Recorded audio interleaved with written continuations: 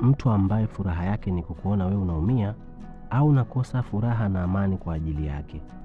Please usahau kusubscribe channel yetu kwa mara ya kwanza na kutufollow pia. Wakati mwingine kwenye maisha ya mahusiano unaweza ukakutana na mtu anayekuumiza, anayekunyanyasa, anayekutesa, anayekupokonya furaha, amani na utulivu wako. Lakini ukichunguza kwa umakini, unagundua kwamba kumbe huyu ni aina ya mtu ambaye furaha yake iko kwenye kukuona wewe unaumia. Kuna watu ambao wao hutafuta kitu kinachoitwa validation kupitia maumivu ya wengine. Yaani wanapogundua kwamba maneno yao, matendo yao, ukimya wao au tabia zao zimekuathiri ndani yao, wanajisikia kama wana nguvu, kama wana influence, kama wana control juu yako. Hapo ndipo wanapopata kile kinachoweza kuitwa emotional satisfaction. Tatizo la aina hii ya watu ni kwamba hawachoki kukuumiza. Hawachoki kutesa, hawachoki kuleta matukio. Kwa sababu kadri unavyozidi kuumia, ndivyo wao wanavyozidi kujisikia wenye nguvu zaidi.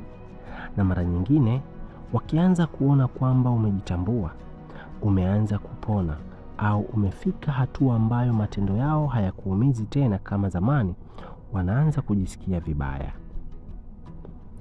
Kwa nini? Kwa sababu wanahisi ile nguvu waliokuwa nayo juu yako inaanza kupotea. Na kwa mtu wa aina hiyo, kupoteza control juu yako ni kitu kinachoumiza ego yake.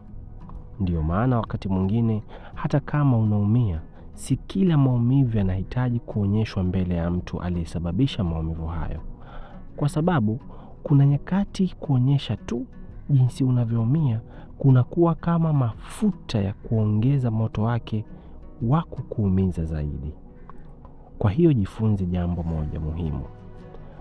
Usimpe kila mtu nafasi ya kuona athari alizokusababishia. Wakati mwingine ukimya wako, kujitenga kwako, kupona kwako na kutokumpa reaction anayoiwinda ndio ushindi wako mkubwa. By the way, kama wewe ni mwanamke au ni mwanamume unayetaka kupona maumivu ya kihisia, basi amua sasa kukaa mbali na kila mtu ambaye unamhisi amani yake, furaha yake na utulivu wake ni kuumia kwako. Ukishindwa kufanya hivyo, basi hakuna apaswaye kulaumiwa isipokuwa wewe mwenyewe. Badilisha fikra, badilisha maisha, umakini unahitajika.